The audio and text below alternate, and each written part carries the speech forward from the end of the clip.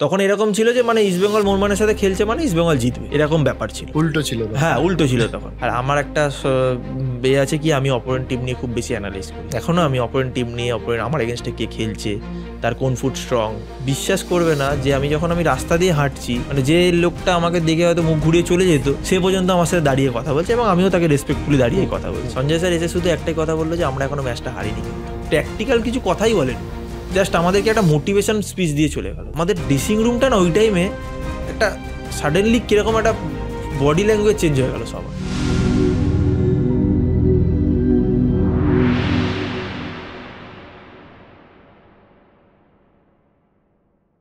মোহনবাগানে খেলার শুরুর পর থেকে বহু প্লেয়ারের সাথে এবং যখন অফ দ্য ক্যামেরায় গল্প করেছে আমার বলে যেন অরিজিৎ লাইফস্টাইলটাই বদলে গেছিল। যে লোকটাকে 1 মাস আগে রাস্তা দিয়ে হাঁটলে কেউ চিনতো না, সেই লোকটাকে ঘিরে ভিড়, সেই লোকটার সাথে সেলফি তোলা, অটোগ্রাফ নেওয়া গেলে হঠাৎ করে শুরু হয়ে যায়।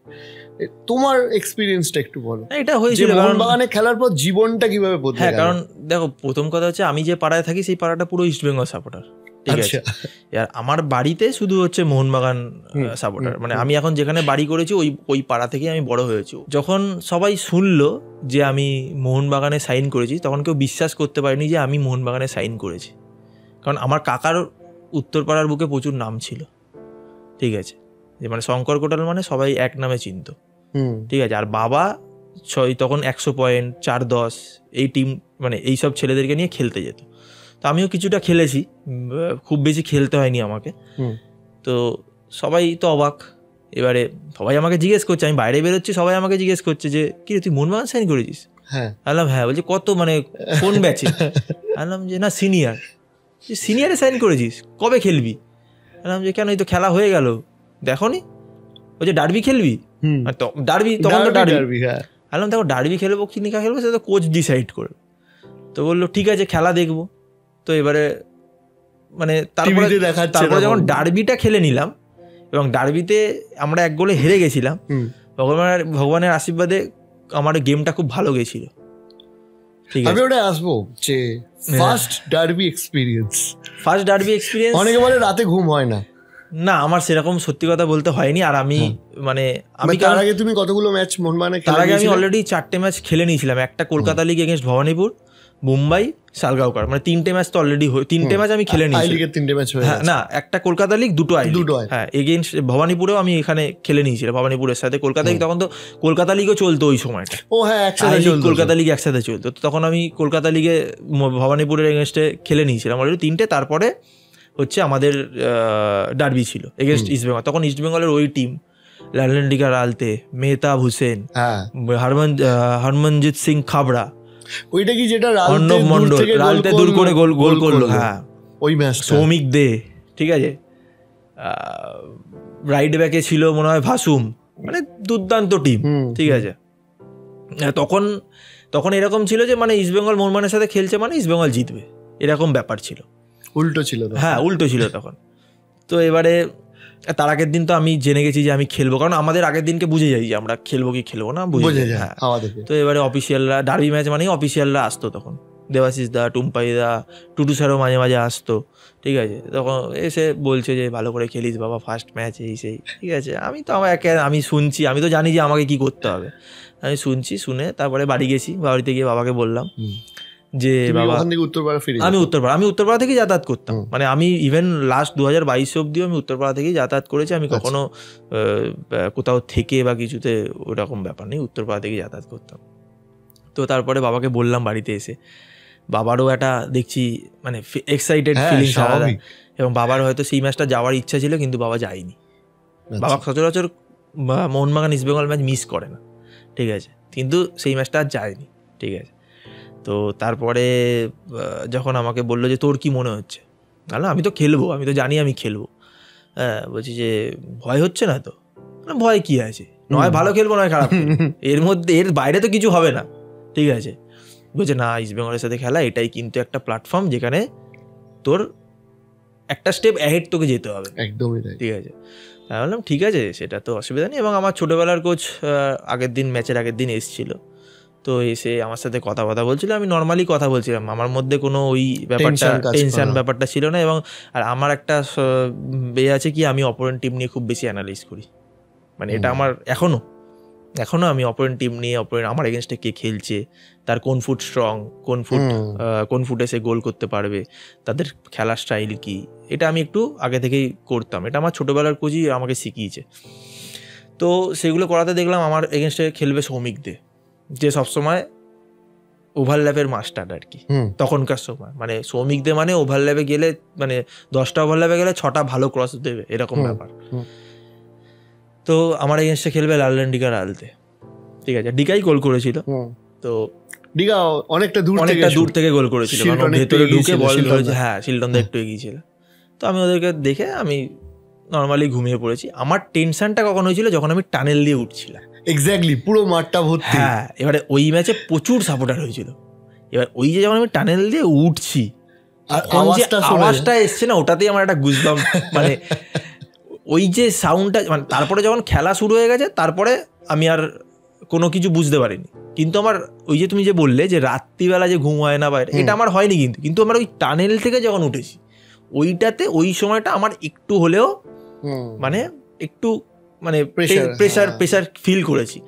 তারপরে যখন খেলা শুরু হয়েছে, তো আমি মানে ঠিকই করে নিয়েছিলাম যে আমি ফার্স্ট 2-3টে পাস ইজি খেলে দেবো, দিয়ে আমার নিজের কনফিডেন্সটাকে আমি গেইন করবো আস্তে আস্তে। তারপরে আস্তে আস্তে আমি যত ম্যাচ যেরকম একটা ভালো পাস মানেও বিশাল বিশাল বড় ব্যাপার। এবং আমার সুবিধাটা যেগুলো কি, 10 মিনিটেই আমি একটা সৌমিকদা এসেছিল এরকম, আমি স্লাইডিং এমন একটা ট্যাকেল করেছি, সৌমিকদা ছিটকে এর বাইরে চলে গেছে, মাঠের বাইরে চলে গেছে। যখনই ওটা গেছে, তখন আমাদের বেঞ্চও চেল্লে উঠেছে, আর পুরো মানে যা হয় আর ওটাতে আমার আরো কনফিডেন্সটা বেড়ে। তারপরে 2-3টে গিয়ে ক্রস করা, তখন আমি রাইট ব্যাক খেলতাম, 2-3টে ক্রস করাতে আস্তে আস্তে আরো গেন হয়েছে, মানে আরো হয়েছে। তো তখন ওই তারপরে আমার আর কিছু মনে হয়নি। এবং তারপরে যখন আমি, বিশ্বাস করবে না, যে যখন আমি রাস্তা দিয়ে হাঁটছি, মানে যে লোকটা আমাকে দেখে হয়তো মুখ ঘুরিয়ে চলে যেত, সে পর্যন্ত আমার সাথে দাঁড়িয়ে কথা বলছে, এবং আমিও তাকে রেসপেক্টফুলি দাঁড়িয়ে কথা বলছি। মানে তারপর থেকে আমার চেনা পরিচিতি বলো, বা আমার পাড়ার লোকের চিন্তা ভাবনা বলো, সবকিছুই চেঞ্জ বদলে গেল, জীবনটা বদলে যাওয়া। একদমই তাই। মোহনবাগানে তোমার সেরা মুহূর্ত কোনটা? অবশ্যই আই লিগ জেতাটা, যেটা ব্যাঙ্গালোরে গিয়ে ব্যাঙ্গালোরের মাঠে সঞ্জয় সেন কোচ, আমি ছিলাম ব্যাঙ্গালোরে। আচ্ছা, তুমি ছিলে। সঞ্জয় সেন কোচ, বেলোরাজাগের হেড, 82 মিনিটস বা 83-4 মিনিটসে আমরা 1 গোলে হারছিলাম। আমাদের ড্র করলেই আমরা চ্যাম্পিয়ন হয়ে যেতাম। ওইটা আমার কাছে কর্নার থেকে ব্যাঙ্গালোর গোল করলো, বৃষ্টি হচ্ছিল, আমরাও কর্নার থেকে গোল করলাম। ওইটা আমার কাছে সব থেকে বেস্ট। টেনশনটা কতটা ছিল ওই ম্যাচটার দিনকে? মানে ওটা একটা ঐতিহাসিক মুহূর্ত। 13 বছর বাদে মোহনবাগান সম্ভবত, হ্যাঁ 13 বছর পর, 13 বছর পর আই লিগ জিতলো। এবং তার মানে আমি সিজনটাও আমাদের গেছে কিরকম আমি বলি তোমাকে, সিজনটা যখন শুরু হয়েছে আমাদের সুভাষ ভৌমিক করছিল কলকাতা লিগে। তারপরে সুভাষ স্যার যেটায় চলে গেল, ডুডু লাল কার্ড দেখে, হ্যাঁ, তারপরেই ডার্বি ম্যাচের পরে, ডার্বিতে আমরা হেরে গেলাম 4-1 হেরে গেলাম আমরা ডার্বিতে হেরে গেলাম। তারপরে সুভাষ স্যার পরের দিনকে রিজাইন করলো, বাস আউট হয়ে গেল। ওটা কি আই লিগের সময়? না, ওটা হচ্ছে কলকাতা লিগে।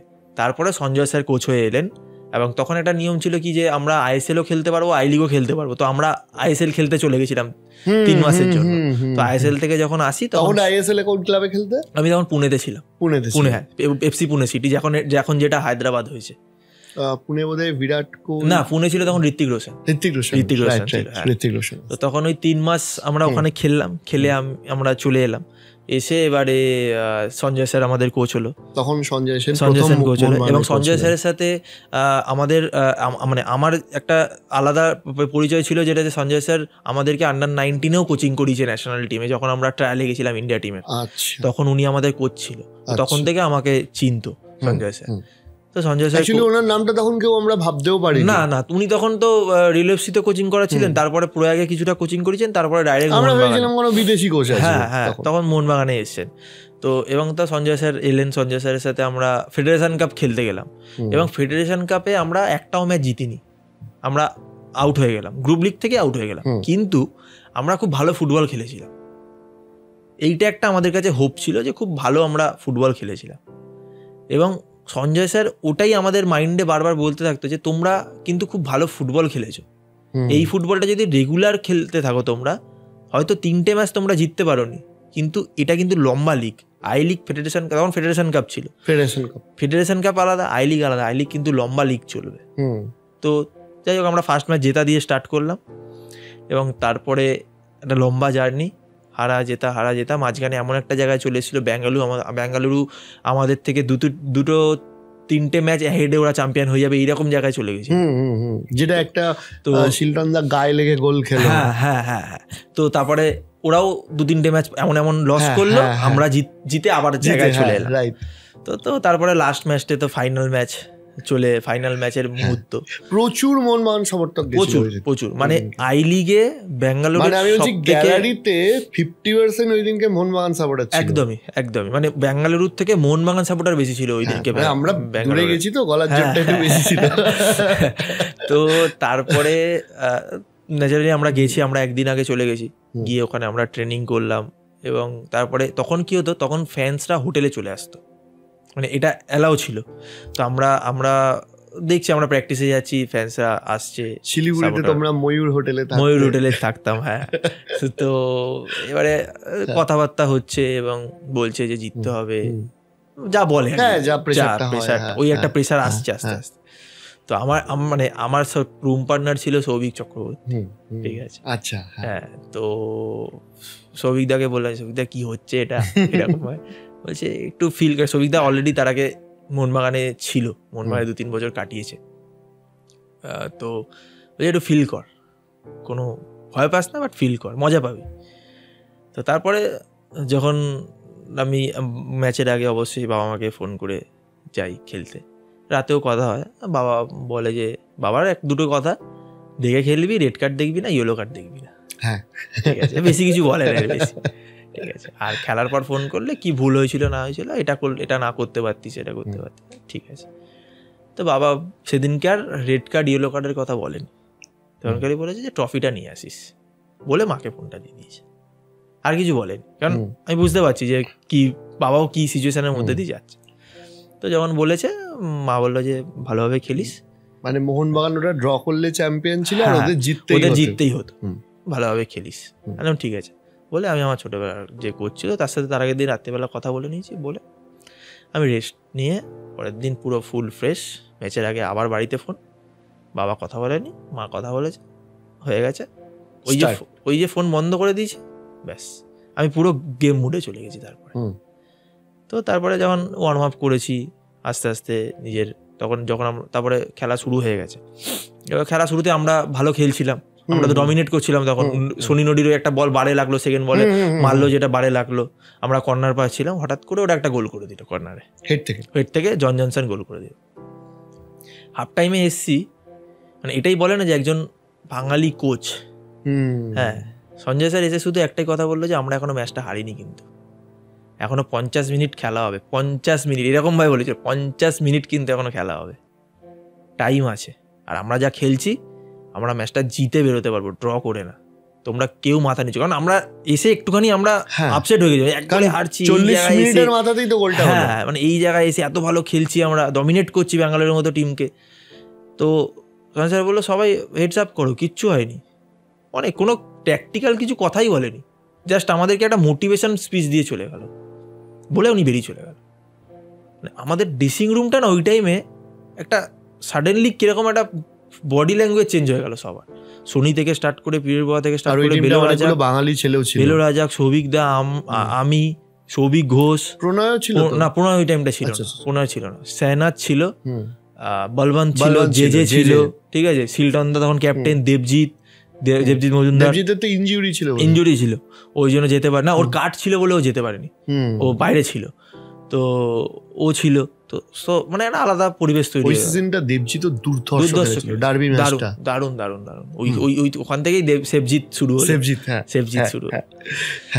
তো তারপরে আমরা গেলাম যথারীতি সেকেন্ড হাফ স্টার্ট, সবার বডি ল্যাঙ্গুয়েজ তো মানে একদম, আমরা ম্যাচটা করে, তারপরে বৃষ্টি এলো, বৃষ্টি হচ্ছে, খেলাও চলছে, বৃষ্টি হচ্ছে, খেলা চলছে, আমরা তো কিছু শুনতে পাচ্ছি না, মানে কোচ কি বলছে, স্যার আমাদের কি বলছে আমি শুনতে পাচ্ছি না, কারণ এত বৃষ্টি হচ্ছে, কিছু শুনতে পাচ্ছি না। তো মাঝখানে একটা ব্রেক হলো, শনি সবাইকে ডাকলো, শিল্টন দাও সবাইকে ডাকলো, ডেকে বললো যে কোনো ভয় নেই, যে যার মতো যেরকম ভাবে খেলছি আমরা খেলে যাই।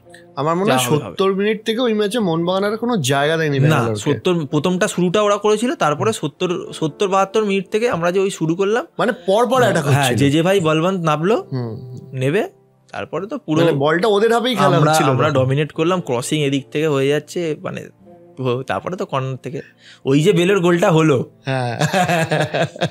আমি ওই তখনই আমি বলছিলাম এই ম্যাচ আর বেরোবে না, এই ম্যাচ আমরা নিয়েই যাবো, মানে আমাদের 1 পয়েন্ট যে আমাদের ড্র করে যে আমরা ট্রফি নিয়ে যাবো, ট্রফি আমরা নিয়েই যাবো। 80 মিনিট না 82 মিনিট, হ্যাঁ 84 এরকম কিছু, 84 এরকম কিছু হেডটা করলো। এই ম্যাচ আমি সেলিব্রেশন করবো কি, আমি খালি মনে মনে ভাবছি যে কতক্ষণে ম্যাচটা শেষ হবে, আমি ম্যাচের পরে যা সেলিব্রেশন হবে। তারপরে আবার সবাইকে নিয়ে মাঠে সেলিব্রেশনে সবাই চলে গেছিল, মাঠে নিয়ে গিয়ে তারপরে হোটেলেও তো সেলিব্রেশন, তারপরে তো মানে হোটেলে, তারপরে আসছি যে কলকাতা এয়ারপোর্ট। এইবার বলো আমাকে, কলকাতা এয়ারপোর্টে তো আমি তো অতটা ফিজিক্যাল ট্রেনার আমাদের গার্সিয়া ছিল, তখন গার্সিয়া ছিল, হ্যাঁ রাইট, গার্সিয়া ছিল, অভিনন্দন দা ছিল, তো এবারে এয়ারপোর্টে মানে এয়ারপোর্টে নেমেছি, মানে কি তখন তো আমরা ব্যাঙ্গালোরে, তখন এবারে আমাকে সবিকদা বললো যে এবারে এয়ারপোর্টে গিয়ে মজাটা দেখি, ঠিক আছে। তো আমি এতটাও এক্সপেক্ট করিনি যে এত সাপোর্টার এত কিছু হবে, ঠিক আছে। তো এয়ারপোর্টে নেমেছি, ন্যাচারালি এয়ারপোর্ট থেকে ক্লাব যেতে কতক্ষণ লাগবে, 45 মিনিটস লাগবে। আমরা 11:30 ল্যান্ড করেছি, মানে আরো সমস্যায় পড়েছিলাম, তার আগের ফ্লাইটটা আমার ছিল। আচ্ছা, আমি এসে দেখছি, তুমি কি র্যালিতে ছিলে? না, আমি র্যালিতে মানে আমি ব্যাঙ্গালোর ছিলাম, আচ্ছা ঠিক আছে। তার আগের ফ্লাইটটা আমি ঢুকেছি, ফিরে দেখছি অলরেডি ভিড়, ঠিক আছে। আর ঠিক মানে আমি কোনোদিনও কল্পনা করতে পারিনি এয়ারপোর্টে এই ভিড়টা হতে পারে, এবং আমি দেখছি পুলিশ সবাই পাগল হয়ে গেছে ওই সময়, কারণ বাকি প্যাসেঞ্জার তো বেরোচ্ছে, যা তা অবস্থা। তো এবারে আমরা নামলাম, 11:30 আমরা বাসে উঠলাম, ঠিক আছে। এবার তখন ওই হুটকোলা বাস বা এত কিছু ওরকম ছিল না, তো ট্রফিটাকে বাসের সামনে দাঁড় করে দিয়েছে, প্লেয়াররা বাস থেকে মুখ বাড়িয়ে ট্রফিটা বাসের সামনে রাখা, ওটা শিল্টন দা নিয়ে বেরিয়েছে, নিয়ে এসে ওখানেই রেখে দিয়েছে, বাসের সামনেই রেখে দিয়েছে, যাতে তাহলে দেখবে কোথা দিয়ে ট্রফিটা সাপোর্টাররা যারা আমাদের সামনে হাঁটছে বা কিছু। এবার আমাদের প্লেয়াররা কি করেছে, আমরা তো মানে বাসের সাইড দিয়ে, জানলার সাইড দিয়ে মাথা বাড়িয়ে দিয়েছি, দিয়ে আমাদেরকে কেউ হাত মেলাচ্ছে, কেউ কিছু করছে, এটা একটা ফিলিংসের ব্যাপার, এটা করছে। এবারে শিল্টনদা কি করেছে, ট্রফিটাকে নিয়ে ওই সামনে রেখে দিয়েছে। এবারে কি আমরা 11:30 উঠেছি, মানে বাসে উঠেছি, আমরা যখন ক্লাবে পৌঁছেছি তখন বাজে 5:30। বাইকের র্যালি হচ্ছে এবং বিভিন্ন জায়গায় আমাদের স্টপ দিতে হচ্ছে। তো যেমন আমরা এয়ারপোর্ট থেকে বেরিয়েই 10 মিনিটের মধ্যে আমরা মধ্যমগ্রামে গিয়ে, মধ্যমগ্রাম এরিয়ার ওই জায়গাটাতে গিয়ে আমরা একটা স্টপ দিয়েছিলাম, যেখানে মোহনবাগানের একটা বড় বেস আছে, ওখানে সঞ্জয় স্যার, শিল্টনদা গিয়ে আবার ফেলিসিটেশন হলো, ওখানে দাঁড়ালো, তারপরে আমরা এলাম আবার। তো ওই যেতে যেতেই আমাদের 5:30 বাজে, এবং এবারে 5:30 তো হয়েছে, তো ওখানে পৌঁছেছি আমরা। এবারে পৌঁছে আমাদের জন্য ইডেন থেকে ক্লাব অব্দি ঘোড়ার গাড়িতে যাব, এই প্ল্যানে ঘোড়ার গাড়ি রাখা ছিল। তো ঘোড়ার গাড়িতে যাবো কি করে, ঘোড়ার গাড়িতে তো সাপোর্টাররা উঠে বসে আছে, মানে তারা দেখতে পাচ্ছে না তো প্লেয়ারদের, সাপোর্টাররা উঠে বসে আছে, আমরা কোথা থেকে উঠবো, মানে পুরো জায়গা আছে, মানে বাস যাওয়ার জায়গা নেই। তাও সবাইকে সরিয়ে বাসটা ক্লাবের সামনে গেল। বিশ্বাস করবে না, আমি যে পাটা ফেলেছি, আমি কার ঘাড়ে উঠে চলে গেলাম ক্লাবের ভেতরে, আমি এখনো কাঁধে করে নিয়ে গেল, কাঁধে করে কে নিয়ে চলে গেল, কে ছুড়ে দিল, কি করলো, নিয়ে চলে গেল, আমি বুঝতেই পারলাম না। 2 মিনিটের ক্লাবের মধ্যে পৌঁছে গেলাম, মানে টানছে ও টানছে, কেউ তুলে নিয়ে একটা চলে গেল, দেখলাম, মানে এত ভিড় ছিল। তো তারপরে তো বিভিন্ন মিডিয়া বা এদের ওখানে যাওয়া, ক্লাবে কিছুটা আনন্দ করা হলো, ফ্ল্যাগ উঠলো। তারপরে নেক্সট প্রায় 7-10 দিন আমি বাড়িতে না ডিনার করেছি, না লাঞ্চ করেছি। আমি সকালবেলা বেরোতাম, কোথাও না কোথাও কিছু ছিল। তো এই করে করে 10 দিন, 11 দিন, 12 দিন, মানে ওই রেস চলছে, এরকম ব্যাপার। তখন মানে একটা বুঝেছিলাম যে মানে ইমোশনটা কি, মোহনবাগান, ইস্টবেঙ্গল বা মোহামেডান, এদের ইমোশনটা কি, ইমোশন নিয়েই এরা বাঁচে। তো এটা একটা মানে ওইটাই আমার কাছে মানে সব থেকে মেমোরেবল, কারণ আমার লাইফেরও ওটা ফার্স্ট ট্রফি, মানে ফার্স্ট প্রফেশনাল ক্যারিয়ারে এসে বড় ক্লাবে এসে 13 বছর পর আই লিগ পাচ্ছে মোহনবাগান, আর ওই আবেগ নিয়ে এবং অতটা স্ট্রাগল করার পর, তো সেটা মানে আমার মনে হয় মোহনবাগান তার আগে বা পরে অনেক ট্রফি জিতেছে। আমিও ব্যক্তিগতভাবে ওই আবেগ বা ওই ওটাকে ম্যাচ করাতে পারবে না, ওটাকেও ম্যাচ করাতে পারবে না। রিসেন্ট ধরো আমরা তো আমি তো আইএসএলও জিতলাম, হ্যাঁ, তো মানে ওইটার একটা ফিলিংস আমি মানে এখনো সাপোর্টাররা বলে, এখনো যারা সাপোর্টার ওই সময়টা যারা করতে, এখনো তারা বলে যে ওই আই লিগের যে ক্রেজ, ওই আই লিগের যে র্যালি বা তোদেরকে যেভাবে আমরা নিয়ে এসেছি, সেটা আমরা এখনো মিস করি। ওটা ভেতর থেকে যে ফিল, 13 বছর পর ট্রফি, 13 বছর পর, হ্যাঁ, একদম।